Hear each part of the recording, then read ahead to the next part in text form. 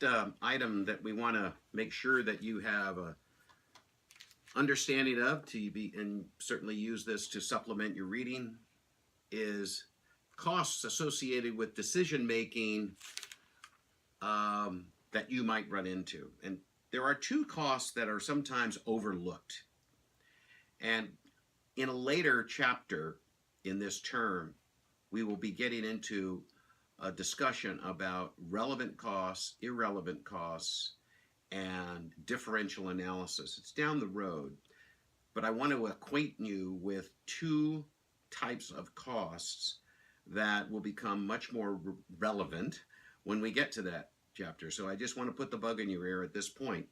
And those two costs are opportunity cost and sunk cost.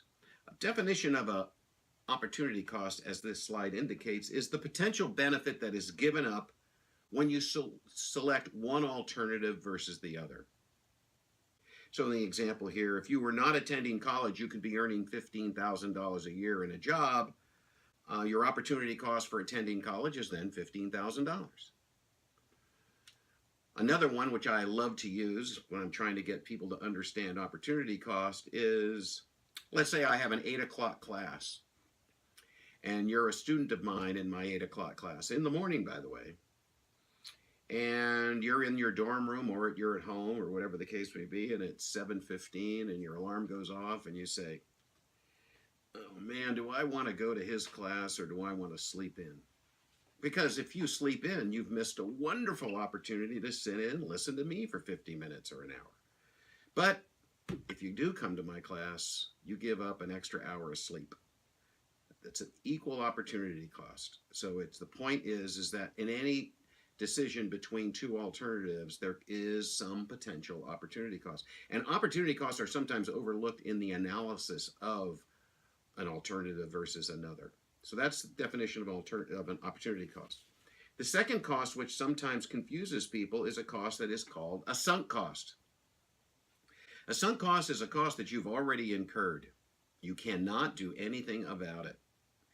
And it can't be changed now or in the future. Therefore, that cost is never relevant to your decision. This particular case here, you buy an automobile that cost $10,000 2 years ago. The $10,000 cost is sunk because whether you drive it, park it, or trade it, or sell it, you cannot change the fact that you paid $10,000 for it. Depreciation is a cost that is sunk in essence because you've incurred that cost. You already paid for the piece of equipment. You're just merely now depreciating it to reflect the usage of that machine. Or maybe one that's a little bit closer to home, you buy a share of stock for $100. One day you wake up and it's only selling for $80 a share. And you're saying, gosh, should I sell it or God, I've lost $20, but I paid $100 for it. Should I sell it? I paid $100 for it. I've lost $20. Well, guess what? The $100 is irrelevant. I know what you might think, wait a minute, I have an emotional tie to that $100, which everybody would, but it's over. You spent the $100. You should sell it at 80 only if you think it's going to go to 70 before it goes to 90. If you think it's going to go to 70, well then maybe you should sell it at 80. But if you think it's going to go to 90 or get back up to 100, well then by all means you wouldn't sell it. The $100 is irrelevant to the decision.